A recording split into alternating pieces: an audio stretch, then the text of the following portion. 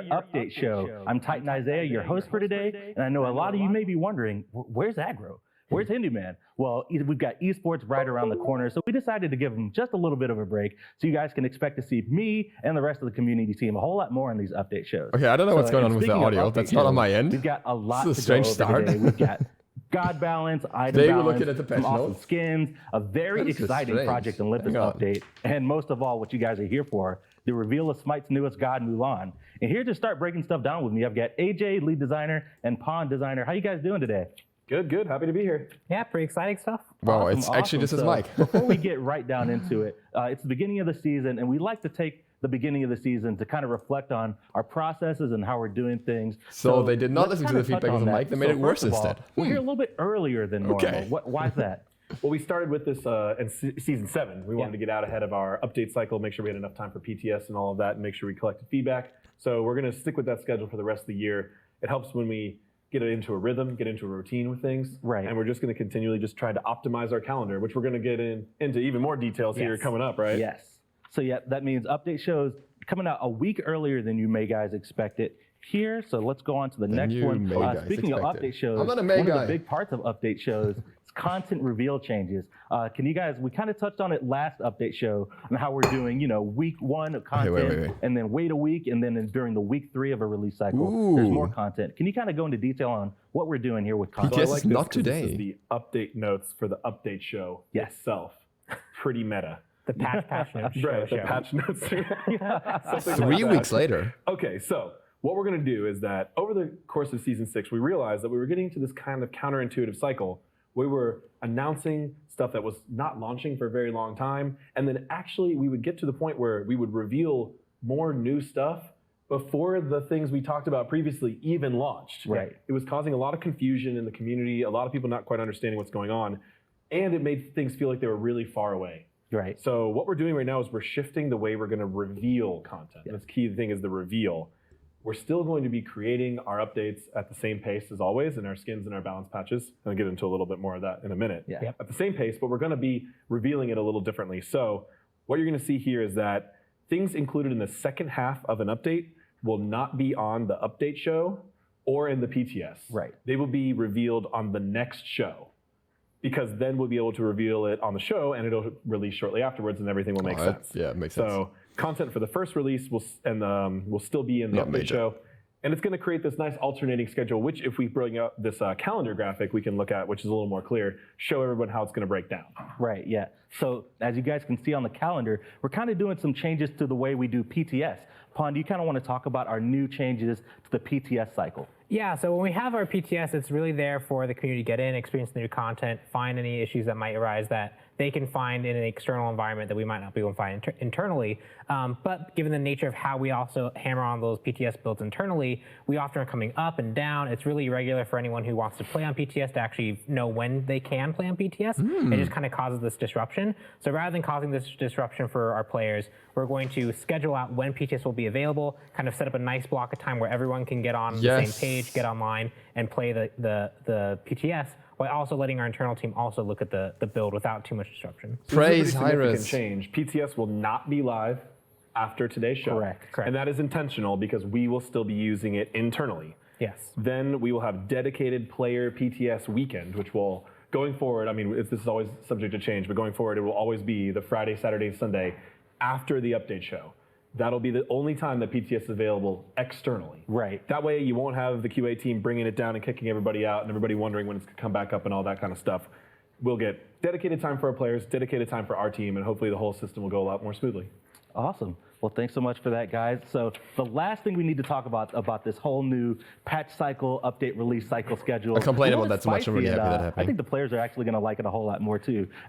Bonus balance is what we kind of coined it internally. AJ, do you want to kind of talk about bonus balance and what we're going to be doing? I do. I'm very excited about this one, especially Pawn and I, because we want to be able to react quickly to balance. And we're on a monthly cycle now. Sometimes that makes players feel like certain balance issues in the game persist a little longer. We want to make sure that philosophically, we as a team are reacting to these issues. We take them seriously. We take player feedback. It's really important to us. But also, technically, we found some ways where we can actually ship you more balance changes even sooner. And that's why we've called it bonus balance. So really what we're going to be doing is for each update, so say we're talking about the 7.2 update now, a certain part of the 7.2 update, we will actually be releasing 2 weeks before 7.2 launches. So it'll kind of be in between 7.1 and 7.2, and that was on the calendar as well. And that is going to be a select set of changes that we can ship early. And Pon, why don't you tell them a little more specific about what types of changes are going to be part of bonus balance? So the big thing here are the changes that we know that we can do without necessarily code support or without art support, because those types of things take updates. You actually have to get different game files. But some of the stuff is just number tweaks that we can do kind of on our back end, as well as we want to target the things that we know are going to be the highest priority for our players. So things that are very frustrating in ranked or might be creating a negative experience, that while we might want more data for some changes, these ones we have enough data, we know these are frustration points. Nice. So that way we can target those with direct number changes and get them out to you quicker so that you guys can actually feel the ease of frustration sooner. And I think people are going to be really excited because this bonus balance, you're going to get this very soon, Yes. Early next week, I think. Next week, currently planned for February 11th, I think. So you won't have to wait all the way till 7.2, and we're going to nerf some of the meta gods real good. Yeah. So all those people waiting for those Moja nerfs, Heimdall nerfs and stuff, you're going to get them 2 weeks earlier, coming to you in bonus balance, which we'll get into the details here in a second. All right, Okay, yeah, now let's we're go gonna ahead and see get it. down into the nitty gritty. So let's get right into the bonus balance section. These changes are going to be coming your way next Wednesday, February 11th, tentatively. Be sure to keep your eye on social media. I'll have it listed out in the patch notes as well for you guys to keep your eyes on. The bonus balance is going to be coming alongside the second half of the season 7 content, right? Oh, yeah. So the Valentine's Day chest stuff, Chibi Ymir, and also the first bundle in the Jade Corruption event with Olorun and Bacchus. So let's go ahead and get right into it. We've got items up first for bonus balance, and this is more of a fix, some changes to Witchblade and Toxic Blade. Yeah, when we created the new tier 2 branch between the two, the cost of those tier 3 items got adjusted and unintentionally too high. So we're fixing that so those items are at their appropriate cost. So not the most dynamically shifting first bonus balance, but one that we can actually fix and make sure those items are utilized well. Right. Nice. Awesome. It felt very Let's expensive. get right into it. Gods, alphabetical order. First up, Bastet, getting a little bit of a nerf in the bonus balance. What's going on with Bastet? Well, since the rework, her play count and win rate has skyrocketed, especially in ranked conquest, which is one thing we were really excited about, because Bastet always had been described as something that could have been good in casuals or some more relaxed games, but didn't really have that skill cap and that late game presence to actually benefit from real competitive play. Right. But it seems like she's doing much better now. We see her stats being really high. We want to tone down this damage a little bit just to make sure that she's not overwhelming, overbearing. So you're going to see that 10%. And it's going to be scaling on pounce, which that's a very high scaling ability just up front. And that also changes the ultimate damage too. Right. And we wanted to make sure that we did not affect her early jungle clear, which is one section where even though she's succeeding, that's not necessarily her strong point. So we targeted her late game top end DPS there. All right, so Heimdall is getting a nerf to his basic attacks and Galahorn. Pon, can you kind of just touch on what we're doing with Heimdall? Yeah, so Heimdall released, he was pretty strong. We took a lot of damage off his kit. We actually saw the damage numbers decrease significantly, although they were still high. So we're doing some more nerfs. And the big thing was we're targeting some key community frustrations with his overall kit. The basic attacks that he provides are very hard hitting, and even though theoretical DPS is pretty equivalent for the timings, the way it's used, where you're canceling out of things, where you're knocking someone up into a basic attack, where you're hitting someone when they land, they chunk really hard. We're taking some of that scaling back, but not changing the timing. For Galahorn, that is a 5% nerf on the per tick. So when you channel the full duration on someone, you're actually losing, I believe, 30% scaling off the whole device. It's a big scaling That's a big scaling nerf for just one ability. It's a lot of damage. Yeah. As well as we are removing a whole component of Galahorn.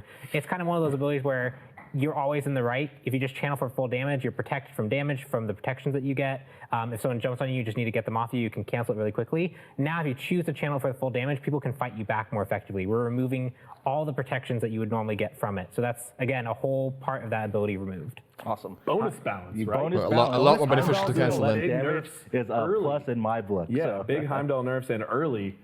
That's great. Yeah. Wow. All right, so next up, another big meta community nerf, Odin. We're going to be decreasing the damage on Gungnir's Might and making a change to Ring of Spears. This is just damage tweaks down all over the place. We did this a lot during the PTS. Okay, also very good because the pulse that we were itself feeling was good about. a bit He went stupid. live and his play count and win rate is through the roof. Odin is doing incredibly well right now. So we wanted to make sure we just go ahead and react quickly. He's going to be seeing big damage changes. I mean, adding all this damage together, it's quite a bit that he's losing. So this god has a whole new way of fighting, a whole new way to approach team fights. That's really good. That's really interesting. That's great for the character. But he was just doing a little too much damage, even being able to build full tank and still do too much damage. So that's why you're seeing all base damage nerfs here to the pulse damage on Gungnir's Might, the throw damage on Gungnir's Might, and the spear escaping the ring damage, which that's caught me by surprise. I died to that actually the other day. Right. And I was like, that hit me a little harder than I thought it was going to. But it seems like a lot of people are experiencing that. So we're taking Odin down a notch. Throw damage is now and we will 20. keep an eye on him going forward, especially Odin and Bastet. But those strong rework launches, so swift nerfs coming out. Fair. All right, next up on the list for bonus balance, we've got Susanoo and Gathering Storm. We're going to decrease the physical power scaling from the bonus ability damage from 60% to 40%. That's actually fair. Yeah, Susanoo's really interesting because he's been on the upper end, and we've done a few nerfs over season 6. The passive is so weird to balance, I think. We did an additional nerf based off feedback where people felt like the nerfs were missing in the season 7 initial patch. And we've just seen that he's continually been able to keep a top performing spot even through all these nerfs. We didn't want to nerf him too hard off the initial bat because we know we have some concerns around junglers and like their role on the map. We knew we were making a lot of item adjustments. Hydra's Lament was also adjusted with him. But even after seeing how he survived season 7 with doing really, really well, we realized he needs more nerfs. And so we focus on reducing the passive effectiveness. Seems like he's doing really well in the new meta so far. And I think it's interesting that this god has had something like 60% total power scaling removed across his kit over the last couple updates, which is a lot, and he's still performing really well. The mic, please. We heard the community feedback on that. We wanted to make adjustments specifically to this passive because this is really hard to play against. It's really hard to react to. Opponents don't always know which ability is gonna have this bonus damage, and then all of a sudden Susanoo just hits you way harder than you were expecting. And we want the counterplay to be there. So hopefully this should help ease the frustrations quite a bit, and just this is going to take his actual damage down a good bit as well. Awesome. Next up is Thor. Berserker Barrage, one of the key components to his rework last season, a little bit too potent, so it's actually getting 3 changes here. Can you kind of go into detail on what's happened with Berserker Barrage? Yeah, so again, kind of similar to Susanoo, we saw people really, really valuing him. He's really potent when it comes to early clear and gank potential. He's been at the top of the ban list for a while, and so even though we've done a lot of adjustments to him, we're doing a more aggressive targeting to one of his major strengths, which is just his late game ganking strength from Berserker Barrage change, as well as the amount of cooldown it has that his clear is a little bit slowed down. So cooldown reduction going up by 2 seconds, or that's sorry, a lot. Cooldown going 2 up by 2 seconds. seconds. Huge. The scaling on per hit of the Berserker Barrage going down by 5%, and the final hit going down by 10%. So that's a 25% nerf total. Yes, and the one thing to note is that cooldown change. Yeah. Those cooldown changes often don't look like that much, and a lot of players gloss right over them, but those are generally very impactful in the stats. Yeah, he will have a little slower jungle clear. Yep. He will have a harder time re-engaging in a long fight. Yep. And that matters. It really adds up. So I think this is going to be a good change for Thor. We've seen a lot of top bans, top frustration still with him. So we just want to make Thor sure can frequently use his 3 twice in a fight. All right. And our last item for bonus balance coming your way next week, Moja. Getting some changes Thor here. change is huge. More than I expected at all. The alternate version of the one, decreasing the inner area magical power scaling, decreasing the outer area magical power scaling, and decreasing the stun duration on that as well. And then Mending Waters, we're decreasing the shield health on that. Okay. So Moja really 10 spiked across the Heimdall patch. Like kind of at the beginning and during her launch, people were kind of like, oh, she seems good. People took a little while to get used to her. Once they learned how to play Moja, though, everyone was like, this god is insane. Yes. And throughout that, and we also did some buffs and some adjustments and some quality of life. I think they nerfed almost all gods that we put top tier. Rising.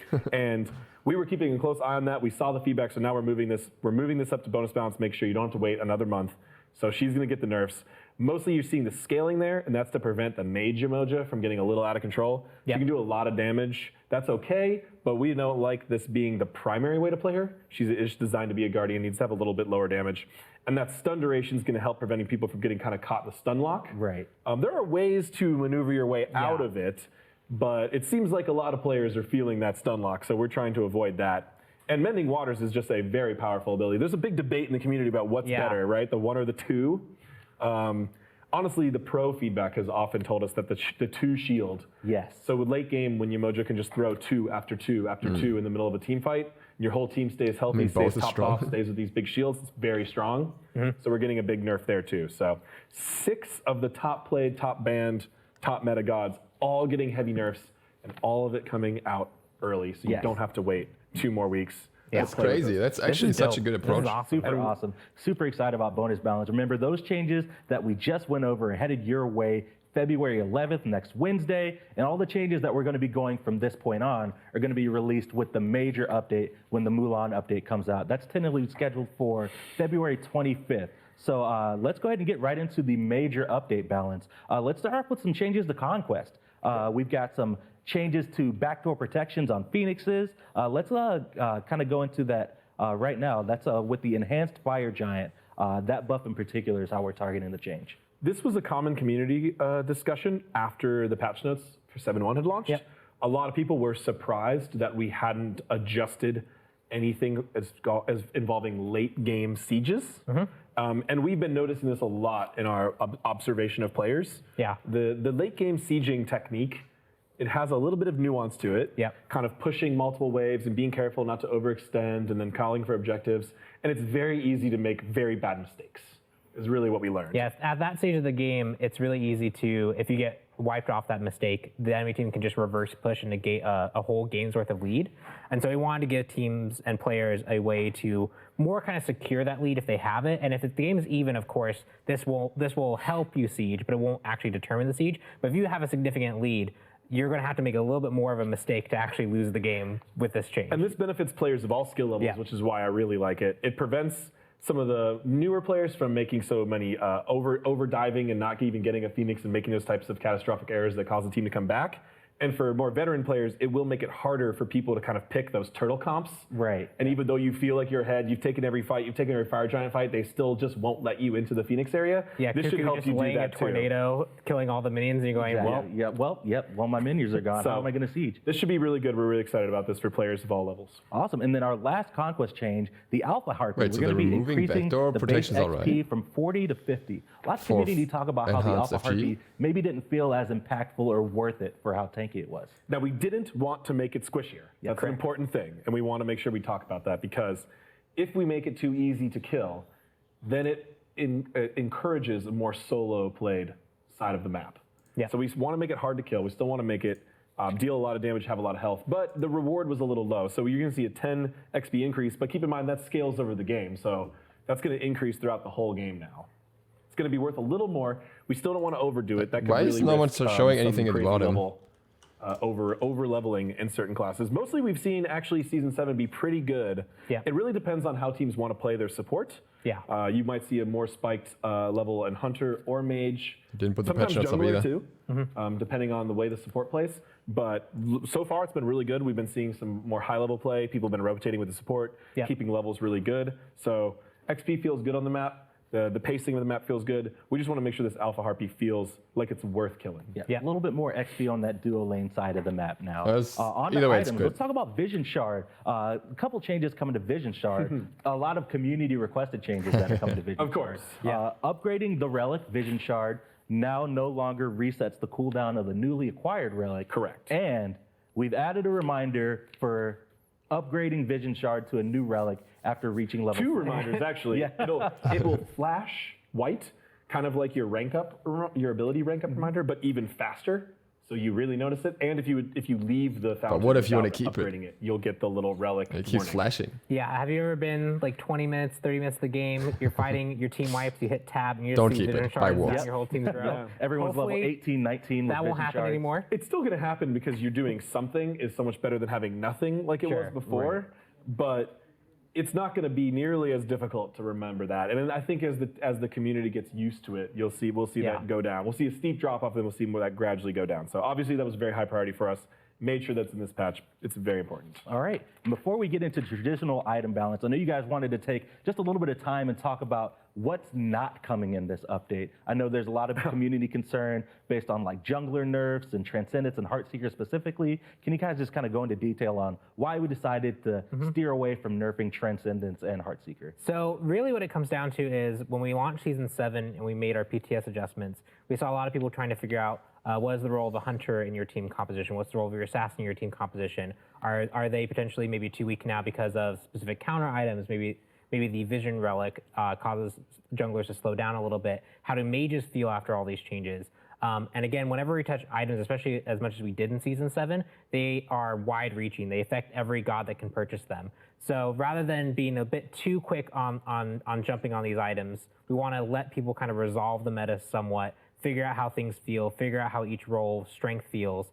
Junglers, for example, also have the added concern of if we nerf Transcendence, that indirectly nerfs Hunters, and we want to make sure that balance is preserved. So we just want to let things kind of resolve on those items specifically before we jump on them too quickly. Cool. There's a couple key things here that I'd like to add, though.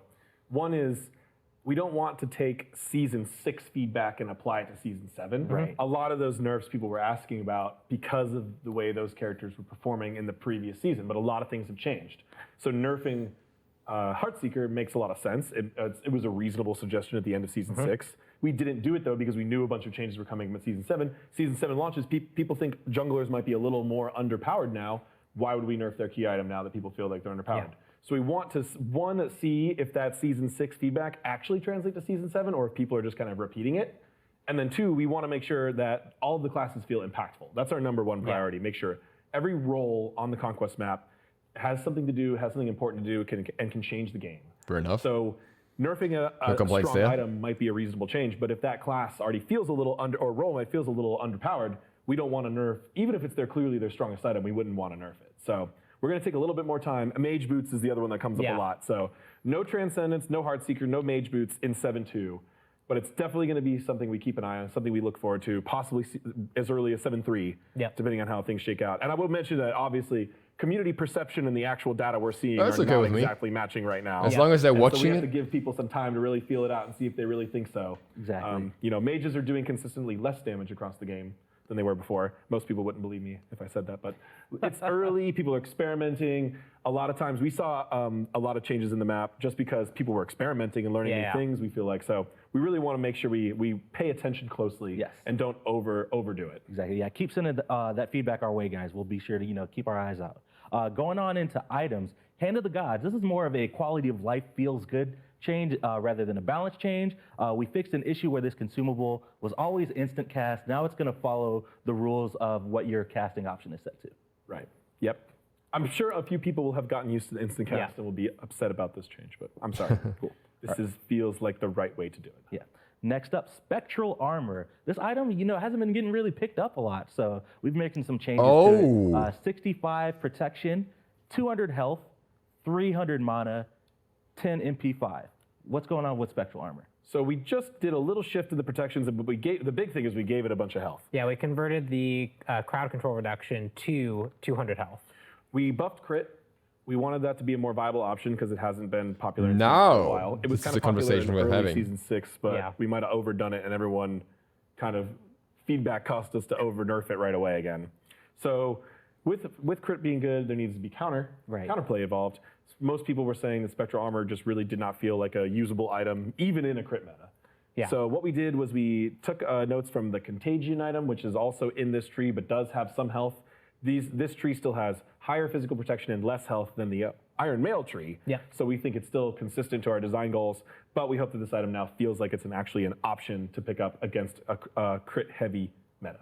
Yeah, lots of hunters have been talking about going crit, and we're moving right on to gods, and our first god getting changed is a hunter. Still wish they would change the passive. Cobb, we're actually reverting a pass change to Hive, increasing the attack speed buff that players get from this ability. Yes, so we're about to go through, we did all the meta nerfs ahead of time, and we know people are excited for those. So actually a lot of the 7.2 launch patch will be actually a lot of buffs to gods you maybe haven't seen so much lately. There's still a few extra meta nerfs in here too, but there's a lot of buffs. And Mulan Cobb was one of the first ones. He went through crazy ups and downs over the last couple of metas, right? Yeah, sometimes he's like the dominant hunter pick, and other times... Was that end of Season 5 that he was like the pick? Yeah, because he had the wave pressure. You could do a lot with that. Right. So he's dropped down a little bit now, so we're just reverting this change, giving him that That's fair, because he's getting indirectly nerfed anyways. We use that mechanic well. It feels really good. Yeah. And he is meant to be that auto cannon, so we want to make sure he can do that. Cool. All right, next up, Bastet getting another change in the major update release. Ensnaring Claw, cats will now take 5 hits from minions before losing a hit point, and we also fixed a description error where it listed a 1-second route rather than a 0.5-second route. Yeah, so this is kind of a nice quality of life. It is a buff. It is a buff. It is a buff. We also have a fix besides that, but in this case, like you throw your cats at a jungle camp, or you throw your cats at a minion wave, and then like before you really even see them deal damage, they just kind of fall over and die. We have another example of this in the game where we have Calder who actually takes mitigated damage from minion hits, so that doesn't happen. We're just taking that tech, moving it over to Bastet Cat. So they will still die very quickly to a volley of archer shots, but it won't be instantaneous. Right. And I know a big point of her rework was making her cats feel more impactful, and this change should help with that. So letting them get shredded by minions instantly was just strange. It just looked like people thought it was bugged and things like that. So I think this is going to be a big quality of life improvement. Although it is a buff, she's got that damage scaling nerf to balance it out. All right, next up, we've got Camazotz, an assassin that has recently come back into the meta after his major changes in the last update. We've got Essence Drinker. We are decreasing the passive buff from 8% back to 6%, and Vampire Bats decreasing the buff per stack from 4% to 3%. And these are actually reverts of the buff that he got recently. So we did, two changes. One was increase sustain, and the other was increase the leap range. And just seeing what Camazotz is able to do with that increased leap range, getting over walls you previously couldn't before, closing distance you couldn't previously before. I appreciate them just outright reverting that, just saying, yeah, that wasn't the call. After the leap, those kind of things really allowed him to be more effective to the point where he probably doesn't need the extra sustain on top of that. Yeah, so we're getting a lot of, especially pro feedback. This god has become a top pick in the high-ranking solo laner meta. So they were a little just concerned about his sustain just being kind of over the top. He is defined by his sustain. He's kind of a vampire bat. It's his thing. But when we buffed him, it looks like there was a little bit all at once. So we're reverting those two, keeping the leap. We expect him to still be most likely a top contender in the solo lane going forward for a little while, though. So yeah, high sustain plus high mobility, maybe a little bit too much, so bringing back the sustain a little bit. Moving right along, we've got Kukulcan. Whirlwind, we are decreasing the damage per tick. And Zephyr, we are actually decreasing the slow percent. So this might look a little strange because now we've nerfed him almost more than we buffed him when we brought him back into the meta with a few changes. But those changes that we made to him involving Whirlwind and the way it hits and applies, similar situation as Camazotz, I guess. Really impactful. He doesn't need this much damage and this much control on his other abilities. Now that we've balanced that out, understandable. I think it's a better place for the god overall. He feels more responsive. He feels more impactful. You don't stand in an area for this weirdly long time and have nothing apply like the kind of old Kukulcan does. But we need to take that damage down to compensate because the god is performing incredibly well, even at very high levels, right, and he still has his late game extra scaling tick that he got, but this brings down the initial wave clear and the safety that he has, the poke that he just gets early on, and just like the base damage when he hasn't built as much power yet. He was just really controlling the laning phase, controlling zoning. If you got hit by a tornado, it was really, really hard to deal with the damage. This just brings it to a more manageable level. Fascinating. Next up, Kumbakarna. Epic uppercut. We're decreasing the all damage the on that top tier gods now get nerfed. It was way Both and I too put in top tier. Truly, that uppercut. But this god, he's known for his direct knockdown, and indirect nerfs. And he is actually a very high damage guardian.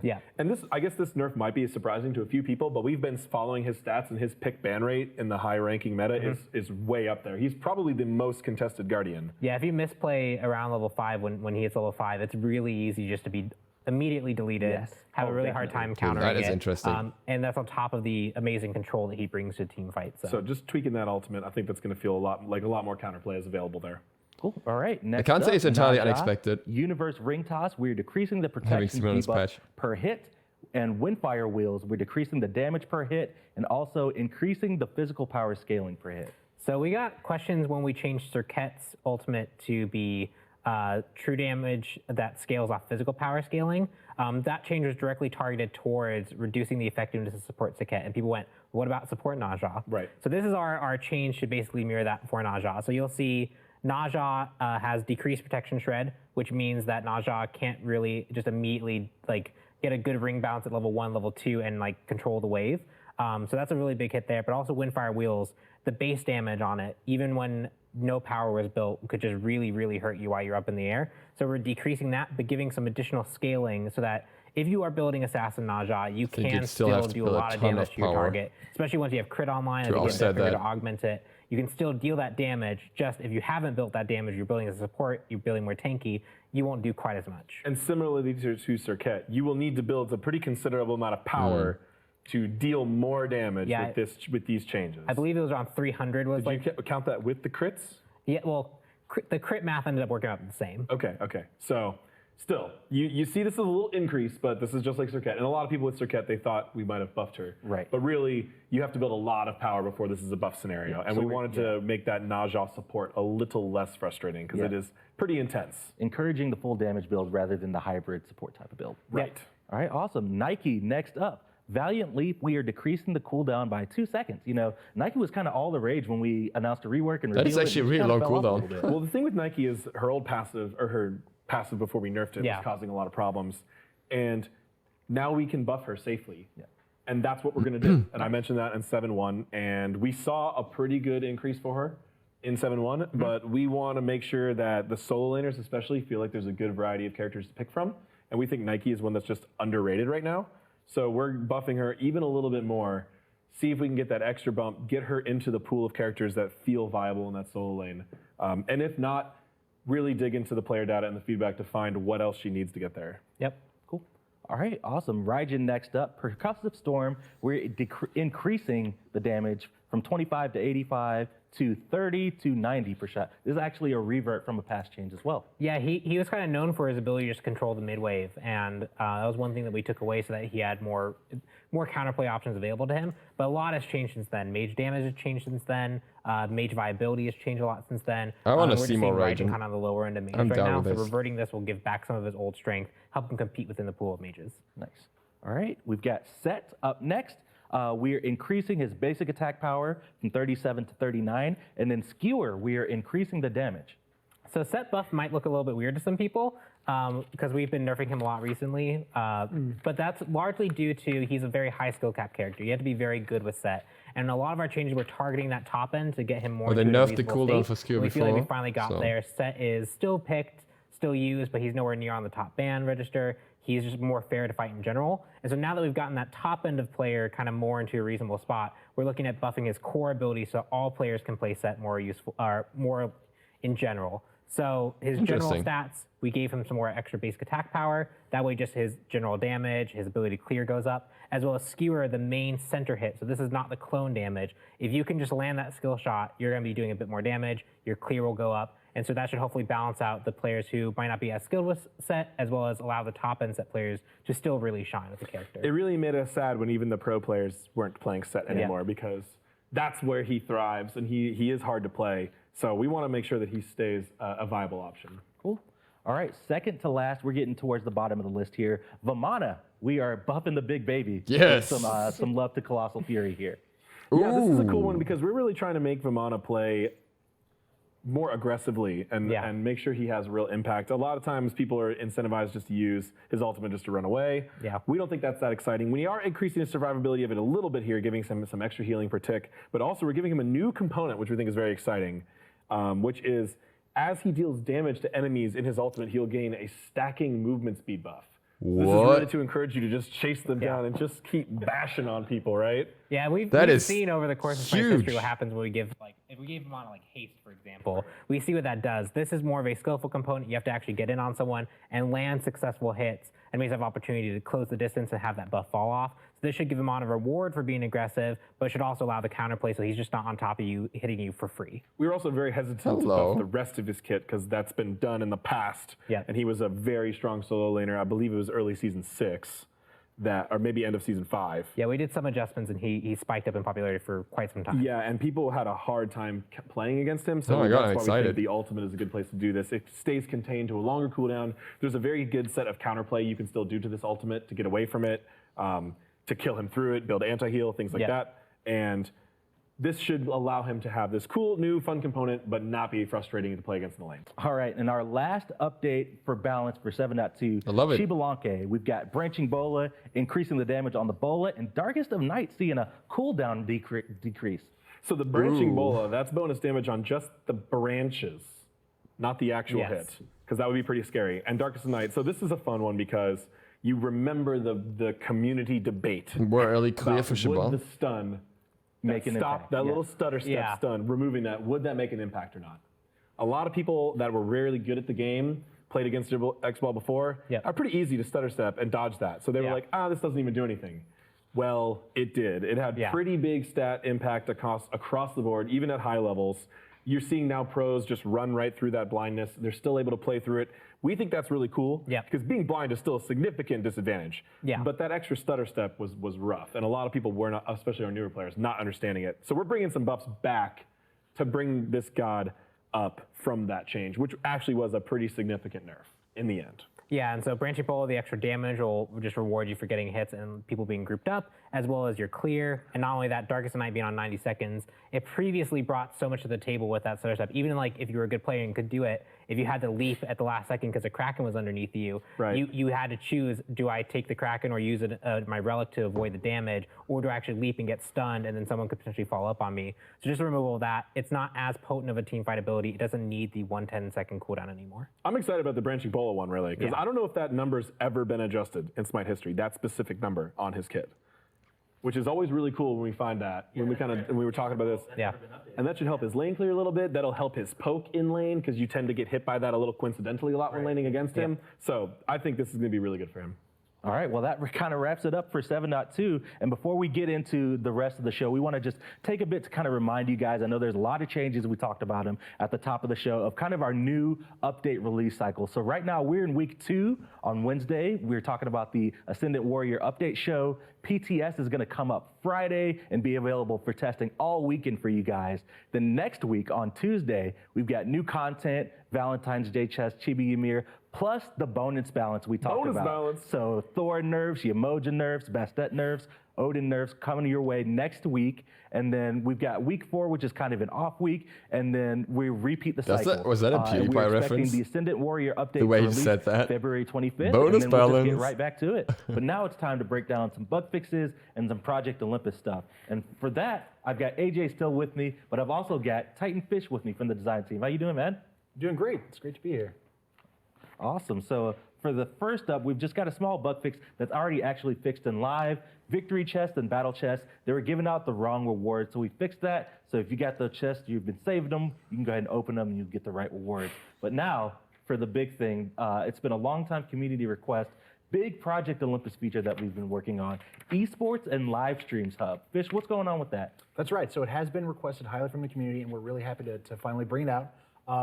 What it's going to do is both encourage players, especially newer players who aren't as familiar with our thriving esports scene, to watch on Twitch and Mixer on our official stream our esports matches, our SPL matches, our other community streams that also go on that stream, and also reward them for watching. You're going to get these viewer points that you can use on some exclusive skins to this and some old skins that we're bringing back in a rotation for you to choose from. It's going to be really exciting. Awesome. So I'm a viewer. How do I get points? Excellent question. So what you're going to need to do is make sure you go onto our high-res webpage and link your account with either Mixer or Twitch. Either one will work.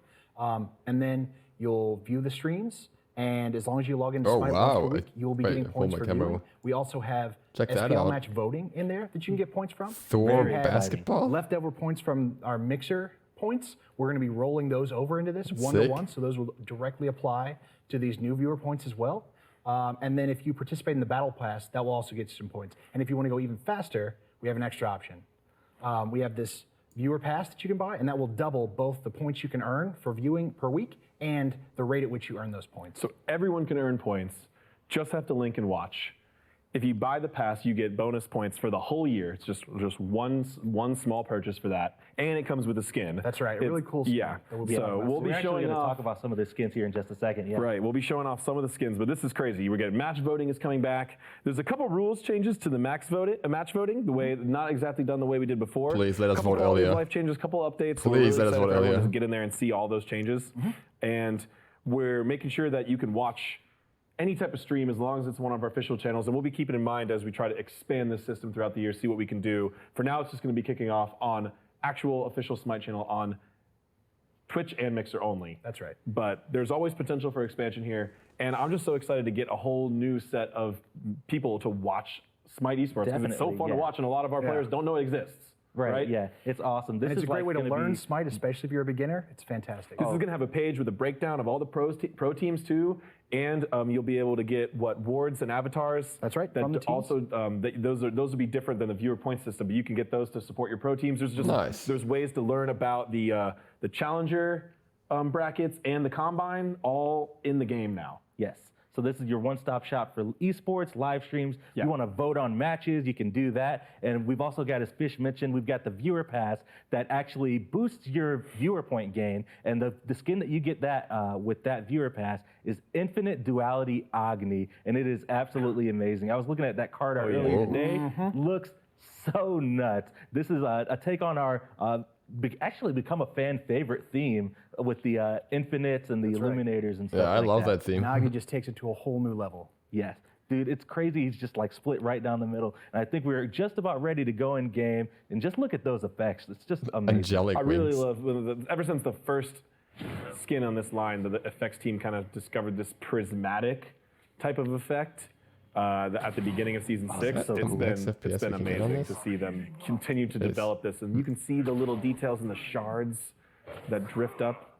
I love how the kind of rainbowness like allows you to bring in different parts of the color palette without being overwhelming. Like it looks very clean, very crisp. Yeah, so I know with the past like Infinite skins, they were very much like rainbowy. They had like the swirling effect in the background. That is so cool. One almost has like an almost angelic take to it. A little bit, yeah. So you'll get this skin and bonus viewer points to earn lots of other skins if you pick this up at the beginning of the year or anytime you want. Yes. Actually, and that's another thing to hit on. We didn't talk about it. The viewer pass is a one-time purchase for the entire year. Yeah. 400 gems, you get this skin plus double viewer points when you watch official streams. And so in the store, you're going to be able to earn. There's going to be one skin at the beginning that's brand new that we're about to show that you'll be able to earn through viewer points. There will also be rotating exclusive skins from SMITE history. And that one that you can earn, that's not the only one. There'll be more coming. So there'll be 3 that you can buy with points that'll release throughout the year, and then 1 bonus skin that you don't even have to spend your points on. You just have to earn enough points to get that one. And we'll be revealing those in future updates. But for the launch, you're going to have the Agni skin, which you get with the viewer pass. There's going to be the store skin, which we're going to go look at next. And there's going to be the rotating exclusives. Yes, awesome. Infinite Duality Agni looking fantastic. Let's go ahead and take a listen to the voice pack.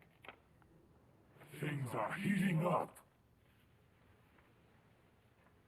Bear witness to a force, the likes of which none has ever seen. I'm an unstoppable force. Nice. Infinite Duality Agni. That is going to be your first skin for buying the viewer I think, pass for the like, new normally I'd esports complain that and there's so live many stream passes hub. at once, And, but for that's not the 400 only skin gems for the esports and live stream hub that we have to talk that's about. just promotion We've got a for big one coming This up, is right? esports. a That's long nice. time community requested. You guys probably saw a little bit of a preview when we pulled up that UI graphic, but we've got the Dunk Father Odin looking Oh, it's Odin, it's not clean. Thor. Got just No serving way. people on the court. Just look at that. So this is going to be Okay, this in the has viewer got a store, whole so lot better. You'll be able to earn enough points to acquire the skin, even if you don't buy the pass. If you watch the SPL throughout the whole year and participate in the voting, you'll be able to get this skin. And really, we wanted this skin for the first one in the viewer store to have a bit of a community spin to it. We really wanted that. We wanted to give SMITE players something they've been asking for years. So here we've got the Dunk Father, which of course he's described as the Big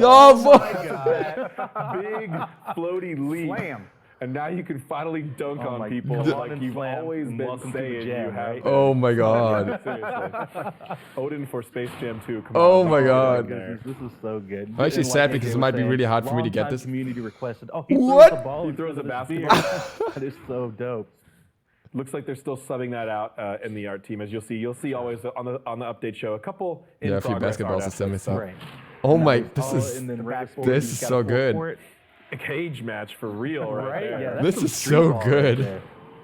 Yeah, as you see, we kind of took a little bit more of a street ball approach for his design as opposed to a true pro jersey. Sure. Oh, which I geez, really that like is on our team. I think it fantastic. turned out very well. Nice. Yeah, the card art is amazing. And this also has yet another bonus feature outside of all these animations, which is a special email. Exactly. Yeah, we've got a VXG on this I'm one. glad we waited so long for this so they actually had like this level of effects. Like, He's got the hand. Oh my god, it's just jungling how like can we this. not have this, right? You know. Right. It's just absolutely So now you can just be balling up and down the lanes. So yeah, we're super excited for this skin available in the viewer store. Let's go ahead and take a listen to the voice Yeah, it's pack. gonna be hard to get those points on. I've been dunking on amateurs since the beginning of time, before the existence OCE, of but Thor and your mother. Straight out of Asgard. Okay. You guys are staring at a winner.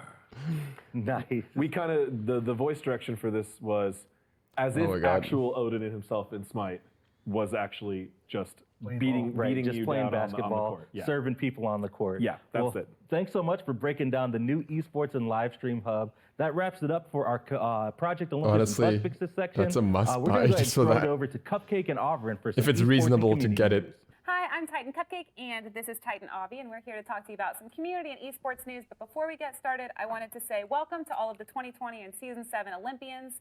We've got Wraithen, we've got Black Eye, we've got Kitten of Doom, we've got Imogen, Fat Requiem, Alpha Jackal, Izanami, Savvy Soar, and Kerr McHale. So congratulations to everybody. Why don't they have a Thank you all list? for voting and participating, and we're excited to see what kinds of things we can bring to Smite this year.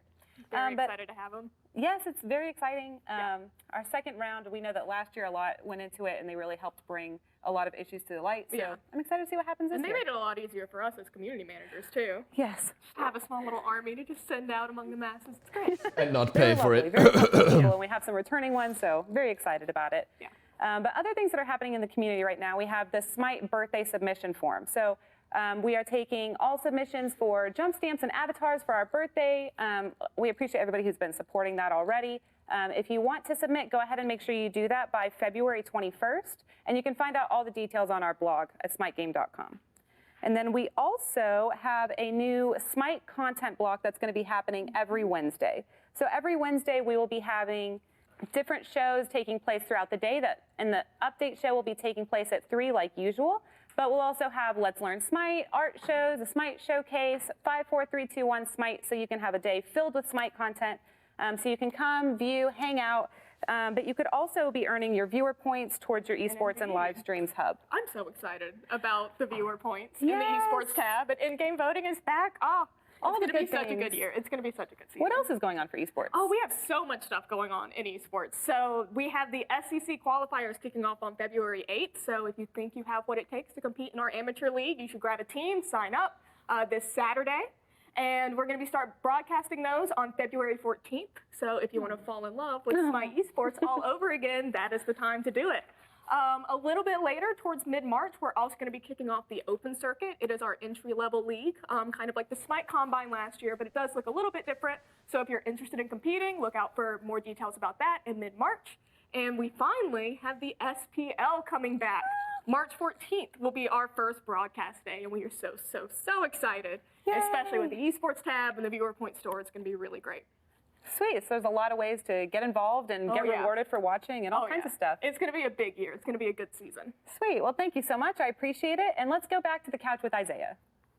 Thanks so much, Cupcake and Aubrey, for all those exciting community and esports news updates, but it's time to break down some skins. We've got 3 skins coming your way from the next Jade Corruption section of the event, and here to break them down with me, I've got Titan Tina and Titan Cinnamons. You guys are no strangers to the couch. How you guys doing today? Oh, Very well. Thank you. Awesome, Thank you, awesome. Isaiah. Yeah, It's good seeing you. good seeing you too. Yeah. So you guys excited to show off some skins here? Oh, hell yeah. Can't beat Odin. So I know you guys have been putting in a ton of work behind the scenes. Jade Corruption is starting up next week for the people that haven't heard of the event. It's our brand new Chinese event that's kind of leading up to the release of Mulan. Yeah. We've got a bundle with Bacchus and Oleron coming out next week on the 11th. But we're here to show off the next section of the event with lots of awesome skins. And we're actually going to tease the final reward skin from the event today too. What is it? Guys, we gotta wait till we get there. So first up, I'm super excited. We've got Jade Dragon Set is our first one that we're going to be showing off here. Ooh. And this is so cool. I was really, the name sounds like cool. a super badass set skin because this first skin was cool, the Unicron one, but I really wanted to look hardcore on the battleground. Yes. He's like actual dragon face man. Exactly. And this is our kind of, nod to the Chinese pantheon. This is like our Chinese themed skin in the Chinese event. Ooh, we normally try to nice get, too. at least one skin in the theme for the event. Yes. Look at those clones. Oh, they're all Jade. That guy's dead. Yeah, he is done. Oh, wait, nope. And then look at the trails on the skewer. They look really awesome. Yeah, I like the trails, and that's pretty cool too. I like that little rotating dust storm. Yeah, and this green color looking absolutely Green's my favorite, amazing. so anything effects-wise that's green, it's like sold.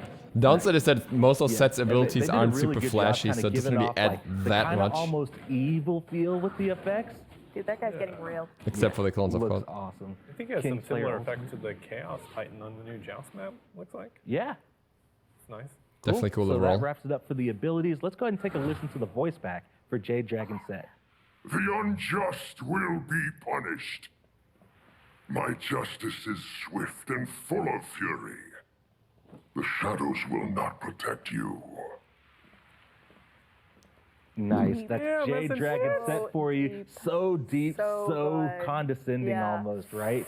Looking Yeah. really awesome. That's going to be coming your way. And then the next skin is a part of the bundle for the Jade Corruption event. God. This one I'm looking really forward to. Iron Conqueror Hera. This skin looks absolutely amazing. Just look at Hera there. Oh my goodness, it's She's amazing. such a MILF, dude. Oh my gosh. Tina, please. I'm just gonna say it, dude. Just gonna. Thanks for saying what we were all thinking, though. That's good. Yeah. No, exactly. yeah. You're welcome. I don't know if that's what like I those was effects. thinking, Yeah, but it's actually sure. looking really clean. I really love the oranges and the blues. I do like that's the Oh, Look at nice. that. back yeah. piece. Let's see, Argus. Nice. Big boy. So give me some Warhammer vibes. I think on purpose with the name and everything as well. Robot. Right? Yeah, yeah. Yeah. So, Chris, what are some of the challenges when you're working on a Hera skin to make sure Argus kind of stands out with his abilities? The line attack. The line attack part of it is like, it's really, the way it was set up was really weird. But I mean, I think the effects artists here really nailed it. This looks dope. Yeah, as it the looks kids awesome. say. It's like it's flames, but you get the kind of orange flames and the Yeah. blue flames at the same time. Wish And we I like had what he did more with the pulsing too, skins where it's themed like fire this. in the outside, but the rings coming out. It's Oh, good. yeah. Because I don't play Hera. To be able to see her from the front. Cool. Yeah, let's see if we can camera robe. Just so we kind of see, because we changed Hera up a whole Yes. lot in this skin. Definitely want to show Yeah, off. she definitely is has ready for super battle, got the strong eye Warhammer patch. vibes herself. Yeah. That is sick. Looks absolutely amazing. And just the details on the armor look really, really slick. Stuff. I like the little Warhammer tassels 40K, of on course. the back. Yeah. Those wing things. Also a really cool touch. Nice. Oh, good Recall fight. animation. Looking good super fight. regal. All right, that's Iron Conqueror Hera. Let's go ahead and take a listen to the voice pack. Argus, obliterate. I expect little resistance. Let's make this quick. I will only stop once all resistance has been crushed. Nice. Iron Oh, Conqueror yeah, that Hera voice. looking so awesome. Can't So wait for that matching. skin to come out in game. But Argus, we've got the final reward skin from the Jade Corruption event. We've actually got it a little bit early to show off for you guys. This is not going to be coming out in the very first week of the update on February 25th. It's the final reward of the event, but we just couldn't hold it because it's No, so awesome. it's so awesome. It's so cool. Hydro Machina Poseidon. And wait till you guys see this So card art. massive. Oh my gosh. Gosh. What? He Speaking of the rides same that little theme. beast and like, I want that octopus in the back, dude. Kind of. I want it to slay well, me. you guys may see that octopus a little bit later. That's a little What's spoiler. wrong with you? Oh, I get it. It's the crack. Okay, spoiler alert, but yeah. Yeah, this skin is looking so cool. And just look at the effects. And What? like the fact that he is riding that beast. What? It's so cool. He's so massive. The whole time? Oh my goodness. And the effects on the basic. I thought this was like a really love that. VXG. It's like deep red, almost hot pinkish. Yeah. A Yeah. whirlpool. And then It mixing looks the way blacks too in there really big. makes it pop. In the basics, they have the same sort of feel as base Poseidon, but they're obviously like very different. You compare the two. I love that. That was a good. This is. Yeah. Right. All right, let's take a I look at feel the like this is gonna Kraken. feel very weird. Oh my gosh. Kraken is so sick, but- cool. Damn. I cannot wait to play with this. I don't even know game. what size Vapor It Wave looks is in so cool. comparison, but this is like You know, and I'm not normally one for like the darker themes. But, like, this is gonna Gigantic. be my new favorite Poseidon skin. Oh yeah. Yeah? Over the 4th Oh, of yeah? July. Yeah, yeah, we can't even see the full model. Like I want to see it from It's the like side how awesome. far that yeah. Stuff. Very Mine is still awesome. the naked thing chicken. is. Wait, it's not a chicken. It's an eagle. Oh my god, it's The, so long. Independence Day chest Yeah. Poseidon What skin. she said. I keep calling it a chicken. It looks like a chicken to me. Cool, and I'm gonna ask Pawn if we can actually just camera robe to show off the beast that he's riding on, just so players can kind of get a look at how massive it looks. Ah, it's little claws. I feel like that's gonna be so irritating when you try to aim Yes, at that him. is Everything Hydro is Machina moving. Poseidon. This is, like I said, the Because, final like, half of this reward model from the is Jade not Corruption targetable at event. all. It is an unlimited skin. Let's go ahead and take a listen to the voice pack. The immortal Kraken engine!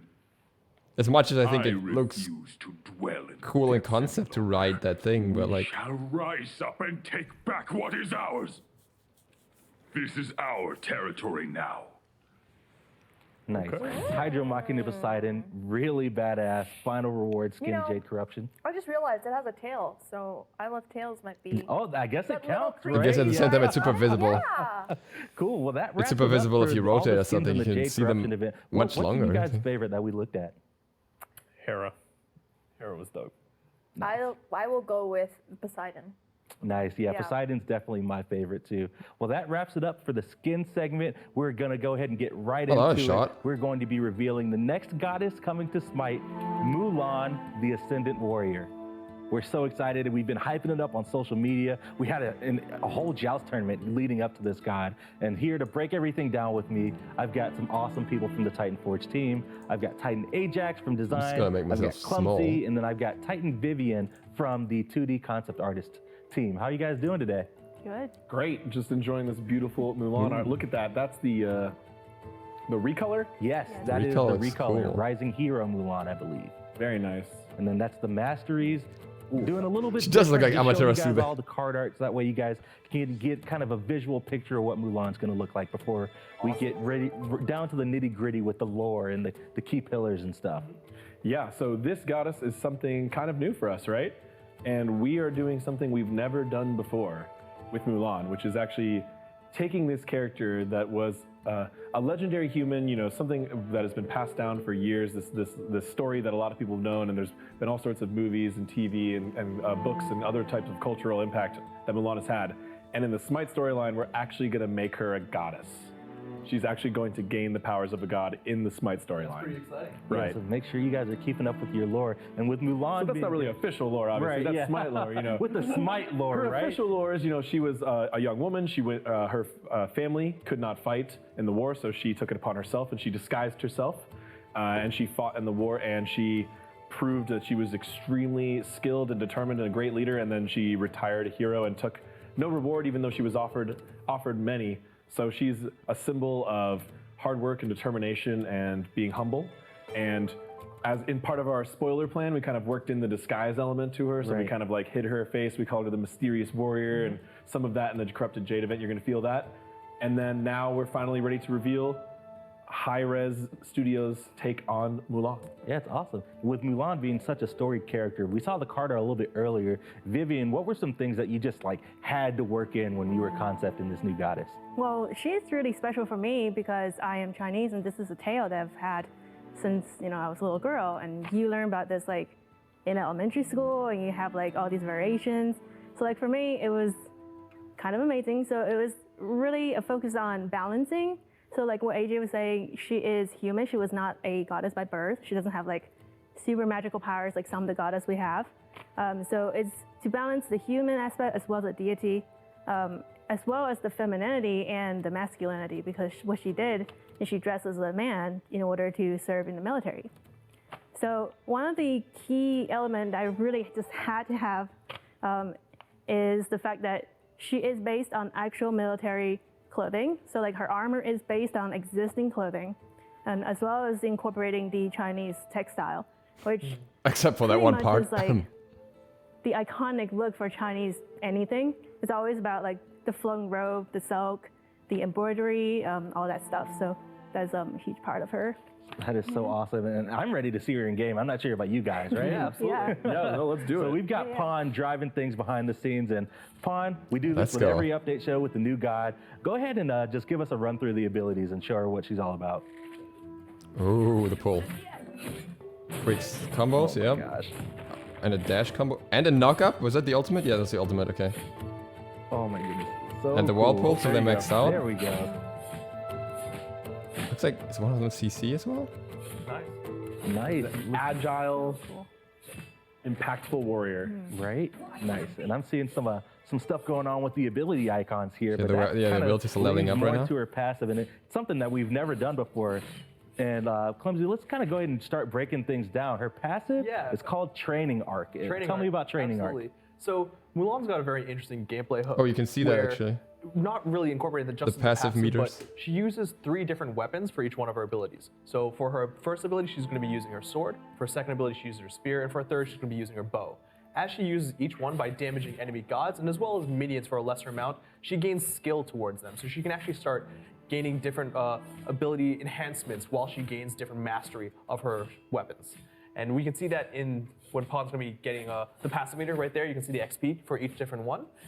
And as Mulan continues training, she starts gaining these different ability effects. I think it glitched. Nice. So it's almost like a mini game while you're playing the actual game, right? Right, exactly. It's a pretty common game mechanic. You know, people experience this type of thing in MMOs and other games like RPGs. RPGs. The more you use a skill, the better you get at it. And this is symbolic of the character and the kind of the themes of humanity and determination and practice and becoming a hero. And it also kind of gives each I don't know what these values the are. sense Must be of filler this values. rise to godliness, divinity when you play each match. So Mulan not just ranks up her abilities as normal, but she also skills up her abilities. And then by the end of the match, you feel so powerful and you have all these new skills and new tricks you can do with the kit.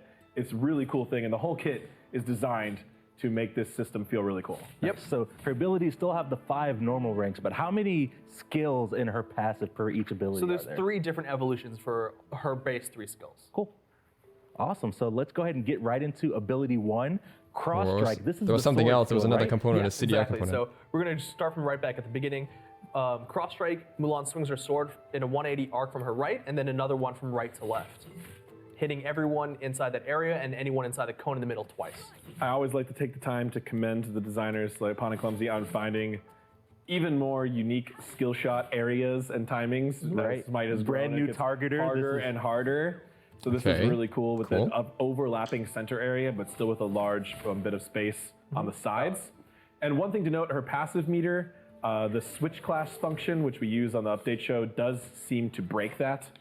You can see the sword meter has filled up a little bit, and the spear has like a tiny little bit. I don't get the gray target. When you're playing, you'll see that changing in real time. It feels really good. Unfortunately, we can't show it because we've been switching class all day, so it does break that. But as you can see, Pawn's already gone through 2 you different still hit in the evolutions. gray targeting area with So both, it seems. He's used the ability 1 cross strike a few times, and the first evolution you get is an attack speed buff. And then once you get to a second point, once you get to adept is what we're calling it, you get actually a 3rd swing of cross strike. Oh, that's the usually gray you one. start with the first 2, and then once you get to adept, you actually get a 3rd strike and a larger cone in front of you. Ah, okay, And then finally, here we go. once you get the 3rd evolution, you just get a permanent attack speed buff. A longer cone here. Permanent. You'll see wow, that. nice. Yeah, exactly. You're going to see that theme for all of our abilities. So the first, when you get to skilled, you're going to just get a small enhancement to each one of your abilities. Once you get to the second, you get to adept. You then make that ability go into a bigger evolution where you actually get a new component. And then finally, when you get to mastered, you get some sort of permanent buff. Okay, temporary 25%, So, as but Viv permanent mentioned, 5%. So it's not the armor, same buff, don't worry. It has a lot of historic inspiration, so do her weapons. This one designed around the straight sword. Anything you'd like to add about the visuals there? Yeah, we focus on the Northern Way armor and the weapons as much as we could. There's not a whole lot of information on that, unfortunately, because it's such a long time ago, but we try to say as much as possible. This sword, though, in particular, was very popular through a lot of those Chinese dynasties. It's looked it's AoE a there for a very second. common shape of sword. Right. So Mulan featuring that before she moves to her next weapon and therefore her next ability. Exactly. Spear thrust. What's going on with spear thrust, Clumsy? So spear thrust at first is just a really simple, extremely short range spear attack. It does a slow on enemies as well. And then once you get it to its first evolution, once you get it to skilled, it then heals you for up to 3 targets hit. You see the little level up? Wow. She gets inside of her skill up, she gets little effects. Kind of reminds you like a level up effects. Yep, so you can see 3 heals max once you get to skilled, which is the first evolution. And then once you use this ability enough times, it evolves again, and you get to adept.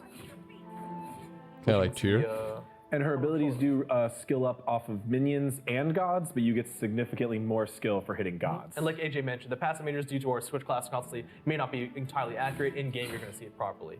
So now you're at the second evolution, you're at adept, and she does a second spear thrust after the first, which is at a much longer range. But the doesn't damage heal. is equivalent for both hits, but if you hit the same target twice, you actually get bonus damage on that target. So you're incentivized to hit the same target multiple times. Colin, can we see that targeter just away from I was the gonna enemy say, targets there's a real quick? slight You targeter see that change. extra, that's the extra bit that was added, and you'll see actually after you fire it, you get that extra targeter to help you. And on the see first that. ability as well, you have a similar kind of treatment once it's Can you evolved, so move see while a you use second targeting portion to dictate where that third cone hit will be. And this spear is a very iconic look for Chinese history as well, known for its red Yes, you can ribbon move. or tassels tied just below the blade. Cool.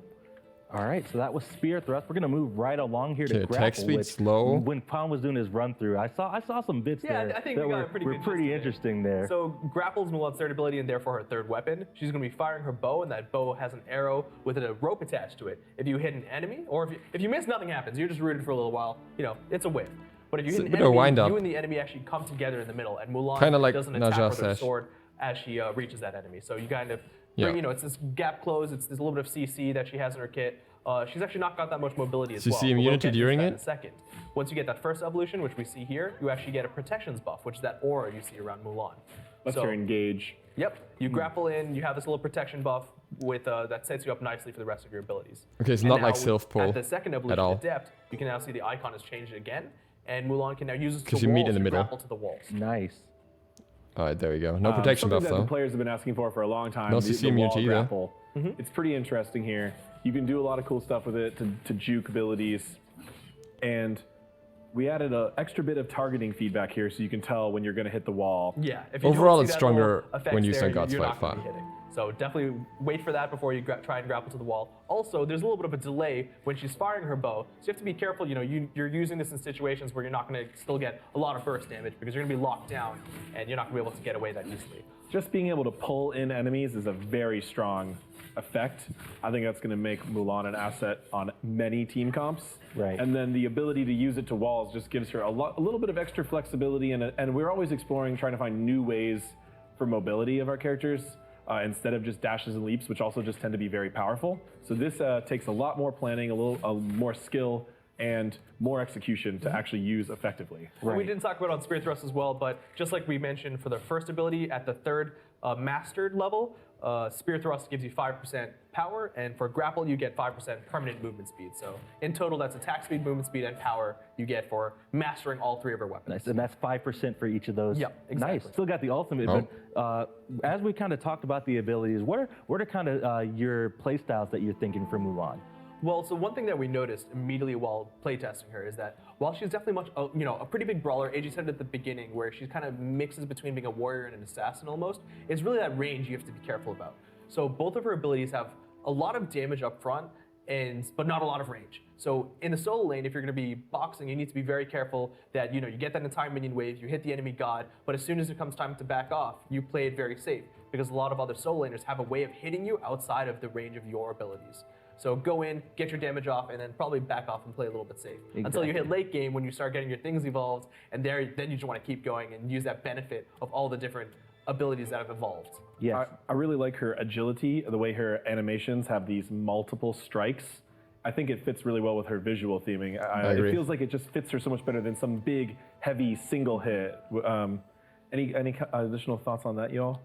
Her animations and her style, her fighting style? I think her fighting style, it makes you think of the Chinese historical action dramas, which is really cool. What's it in English? Hidden Tiger? Wait. Crouching Tiger. Yeah, that one. So there's a lot of swooshy things. There's a lot. Then that's why her clothing was designed to have these long tabards, especially in the back, so you can actually see them moving, and it's very agile. It's very airy, and also in the embroideries on her cloth, and that's why a lot of motifs are the clouds and the wind. It kind of also ties into her femininity, but at the same time, it's not just a dress.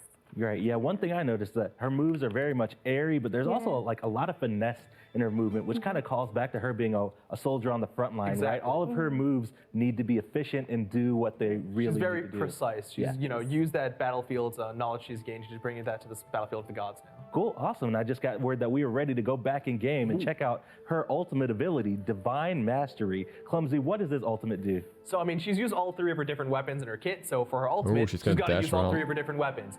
So if you hit an enemy, we'll talk about that in a second. First, you start with a sword dash. So you're going to be hitting everyone in that targeting area right there. And if you hit them, you root them.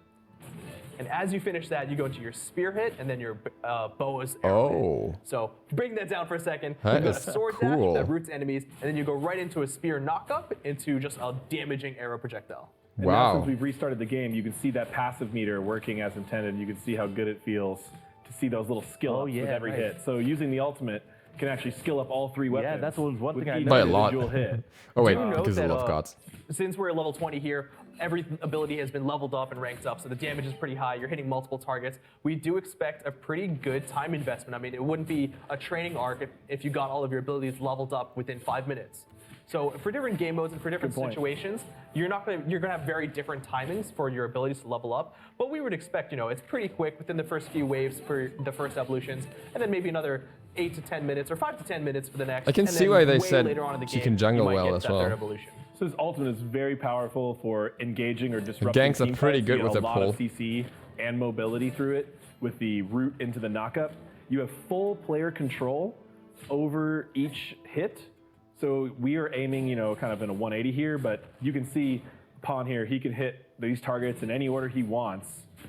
And the only qualifier is that you have to hit someone with the first sword slash, right? So if you just use it to escape, you get no benefit. You don't get the follow-up. Not only that, but you're also rooted at the end of the post spiral for a little bit, because if you notice, after you use this dash, you are actually stuck in place. So this is the time for if enemies want to position around you. She's got a lot of CC in this, so you have to be careful, and she is CC immune. But she is not actually as mobile after she uses her dash.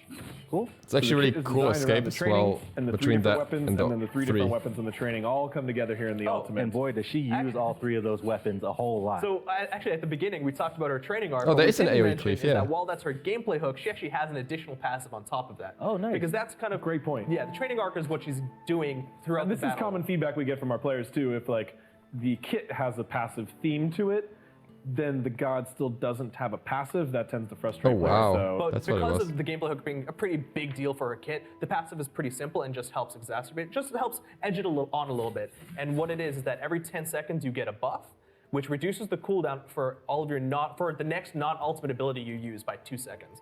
So what you really want to do is make sure you're keeping an eye when you have the buff active, and then choose which ability you kind of want to emphasize a little more to evolve. Cool. So you can just min-max the way you want to pass your skills. And I think it's a pretty big deal. In a lot of our playtests, when we have some high-level players in there and they're using their abilities nonstop and just 16, basically using it off of cooldown. But if you just wait a second and choose to use your spear thrust before you use your cross strike, you can start evolving it much more quickly without you even realizing it. It's a fun additional min-max you can do in the solo lane. I will say as well, since we're getting on that subject, choosing which ability to order is going to be a pretty big deal for Mulan, because obviously the attack speed increase you get for the first evolution of cross strike versus the heal for the spear thrust is a pretty intimidating choice, especially when you consider that the spear thrust range is really short, so you're most likely not going to hit the entire wave. But it also has the sustain, which can be important. So the rank up order for her has been hotly debated, even internally, if it's the 1 or the 2, or I think Ponpon's been min-maxing her to like 1 point in the 1 and then 2 to 3 points in the 2, and then you go back to the 1. Or that usually helps you get that clear ability. But it depends on the matchup. Yes, for sure. It's crazy. Well, I'm sure that once the community gets their hands on the cleave it, also does more damage. They'll give us the exact correct way to play Mulan. So now that we've seen kind of how she fights, we've got the voice pack ready. Can we kind of go through some lines? Yes. Attack. Defend the middle lane. Gank right lane. Attack the Titan. Defend. Retreat. Wow, wow. And she uses some Chinese throughout the kit as well, right? Yes, exactly. You'll hear her use some of that throughout her abilities as well as some of her VGS lines. Especially in her abilities. Definitely. Yeah, so that was base Mulan, and we kind of saw the recolors a little bit earlier, but we've got the first recolor up here for you guys, Rising Hero Mulan, which is probably my favorite out of the bunch. I'm just a big sucker for green. It's like my favorite color. Ooh, I don't know. There's another one that I really like. And then we've got the next one up is Ascended. This is the Mastery skin for Mulan, actually. This is the Mastery card art, and this is probably my favorite card art from the group here. I like the different angles you get for these. Each one of them are coming from a different perspective. I think that's really cool. Yeah, and then actually there's one more recolor for Mulan, a new one. Ascended Mulan, and it is actually the limited reward from the Season Pass 2020. It's purple. Purple. It's nice. really nice. I really like that one. It's really nice. Yeah, I really like it. I love green too, so it's a tough call. But yeah, if you have that Season Pass, you will have access to the purple colored outfit for her, and it is really cool. It's gonna look sick. So yeah, you've got the limited Mulan, you'll get all of her emotes, her voice pack, plus if you don't have the God pack, you'll get that with the Season Pass 2020. And we will be having Gold, Legendary, and Diamond at her launch. Nice, yeah. I believe. Are we gonna pop in game and see those, or not today? Not today. Yeah, we're saving them for PTS to let players kind of go in and get their hands on. Okay, no problem. So we'll follow up with you on that. Exactly. Looks nice so usual, far. the Goddess See how the balance still is. has a few small technical and finer detail issues that we're going to be continuing working through the PTS, but please let us know if you see anything strange in your testing. We're really looking forward to hearing the design and balance feedback on her. Yeah, absolutely. She's been a very interesting character that we've been playing a lot of like try-hard solo lane matchups against, so we're really interested to see what the pro players feel. As well. Jungle too, yeah. It's not been bad. You don't get to evolve your abilities as quickly because you get a benefit for hitting gods, but it's still pretty easy. Yeah, well, that's Mulan for you guys, the Ascendant Warrior. Remember, PTS is going to be live this weekend for you guys. We just need a couple days to make sure we hammer through our internal testing. But for now, we've got SMITE Showcase coming at you right now. Thanks so much for tuning into the show, and we'll see you next time. And with that, thank you guys very much for watching. If you're new to the channel, feel free to sub button and ring the bell so you'll be updated for all the upcoming Mulan stuff, as well as the patch notes review that I'll be putting out. On that, see you for the next one later. Duke Sloth, out.